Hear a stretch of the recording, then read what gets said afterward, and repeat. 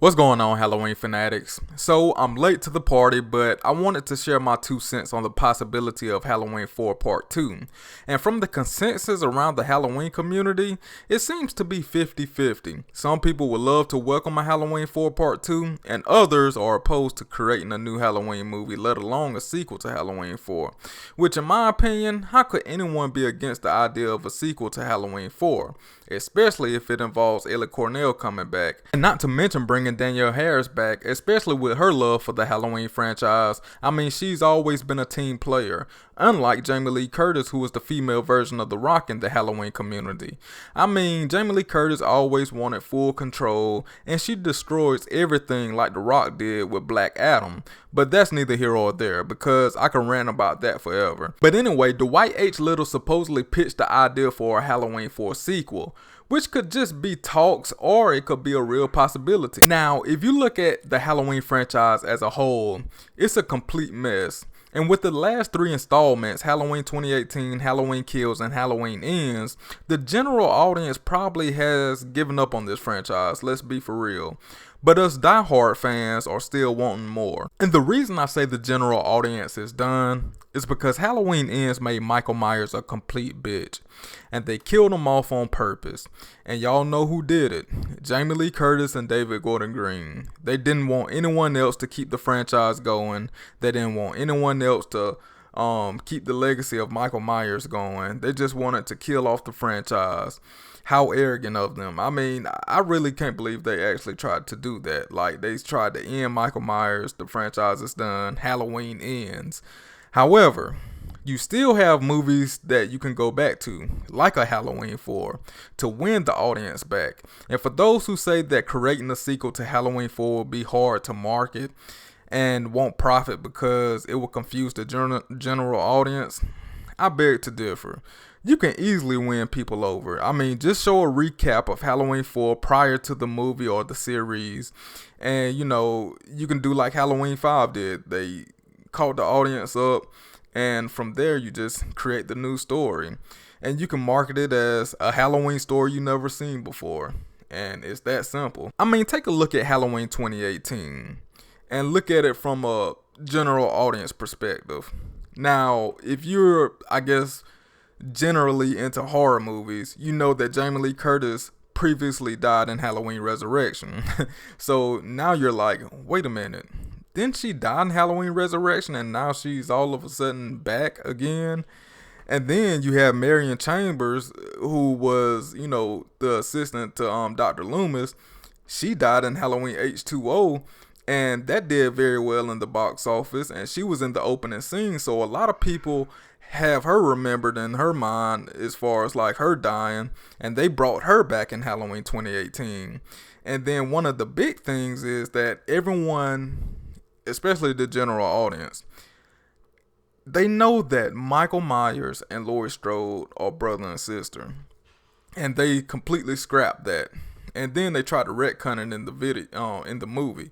But anyway, I feel like Halloween 2018 was the ultimate risk, and that was definitely going to confuse the general audience. But as you can tell, with the marketing strategies that Blumhouse did, they put it during Halloween, and they also marketed Jamie Lee Curtis coming back one last time to fight Michael Myers. So, and they brought back the mask, the original mask, and all of that. So it was a perfect storm. And I will say that I have heard a lot of people pushing the narrative that it will be impossible to market a Halloween 4 sequel and that it wouldn't do well in the box office in a theatrical release. And I feel like, to be honest, that's bullshit. These big companies and these franchises, they can afford to take these kind of risks. I mean, money is not an issue when it comes to Hollywood, and I just wish people would understand that. And really, all you need to do is just break even with the Halloween 4 sequel. And I mean, that's easy to do. All you have to do is release it in October, and then all the teenagers and diehard horror fans, you already know that that's going to be enough to make the movie break even. And then you add on the general audience, and possibly that could be a profit. And I think either way, a Halloween 4 sequel will do extremely well, especially if the storyline is done right.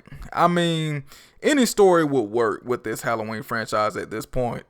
But here's a possibility of mine. I'm coming off the head with it, but you know, I haven't put too much thought into it. But here's my pitch. Okay, so first you get the mask right. You bring back the original mask. I'm talking about 1978.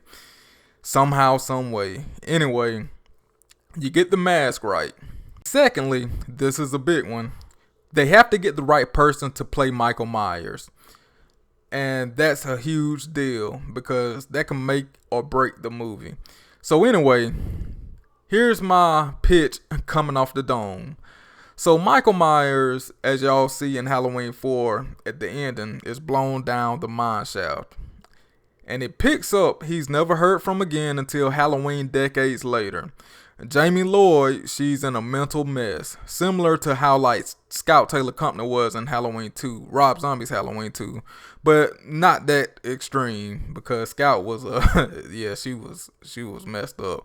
But anyway, Rachel and Jamie haven't seen each other since the stabbing of her mother, and Michael Myers returns to Haddonfield Halloween Eve. And remember, this is supernatural Michael Myers. And Haddonfield at this point, you know, they have this huge memorial service for everyone who lost their lives during that Halloween night in 1988. And this is the first memorial they're actually acknowledging and having. And Jamie Lee Curtis, not Jamie Lee Curtis, yeah, we don't need Jamie Lee Curtis. Jamie Lloyd actually shows up after decades being away from Haddonfield to show her honor and respect for the town. And of course, Rachel is there, and Rachel sees her, and Rachel spazzes out on her. And Jamie Lloyd starts to cry and get depressed, and she's also angry though. And next, people just start to end up dead in Haddonfield. And Rachel assumes that it could be Jamie because the last time she seen Jamie, she was stabbing her mother in that bathtub. And, you know, so that's always in Rachel's mind. That's the last moment that she seen Danielle Harris. And, you know, Rachel confronted Jamie Lloyd, and she seen the anger that Jamie Lloyd has just been withholding all this time, decades. And she feel like, you know, it really could be Jamie Lloyd, you know, coming back to Haddonfield and picking up where Michael left off. But ultimately, Jamie Lloyd knows that Michael Myers is still alive. And anyway, Michael wipes out half the sheriff department, and Jamie begins to have visions again. And, you know, I just feel like you can make Jamie Lloyd's character at this point, make her character innocent and weak, just like the little girl we remember. Like, don't make her this powerful, don't make her like Jamie Lee Curtis, like she's a badass or whatever. Still make her innocent, make her not like have fight in her or anything like that. You know, just make her kind of, you know, weak. But anyway, Rachel puts away her resentment and she comes to fight the battle like a real sister. And you remember the line in Halloween 4 when little Jamie Lloyd was like, "Do you love me like a real sister?" And Rachel was like, "You know, we're not really sisters, but I do love you," or whatever. So I feel like that'll be a good moment to bring that, you know, moment back in this movie. But, you know, as they fight along with each other to fight against Michael Myers, it's not going to be none of that woman empowerment type stuff that we seen in Halloween 2018, Halloween Kills, and Halloween Ends.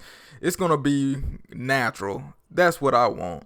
But I would like to think that's a decent story coming off the top of my head.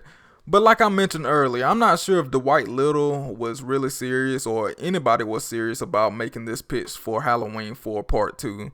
Because he mentioned recently that, you know, he feels like the Halloween franchise and whoever owns the rights or whatever like that, they feel like they want to try out streaming. They feel like streaming is the way to go right now, and Honestly, they want to get that out their system before they go back to, putting out movies theatrically. So, it might be a while before we see this, but honestly, this is the perfect streaming series. Even though I personally think it would do well in the box office, I feel like that Halloween 4 Part 2 will be a perfect series to set up for this Halloween franchise moving forward. But yeah, guys, that was my pitch and my thoughts about this Halloween 4 Part 2. So I want to hear y'all thoughts down below. Give me your pitch in the comment section. So anyone who likes Halloween content, horror movies, paranormal content, make sure you check out my previous videos. And if you like it, then make sure you subscribe and hit that notification bell so you can see every time I upload. And also, if you like this video, give it a thumbs up. That'll help. But anyway, y'all please be safe out here. Yeah, it's crazy out here in this world. But anyway, yeah, y'all be safe. Peace.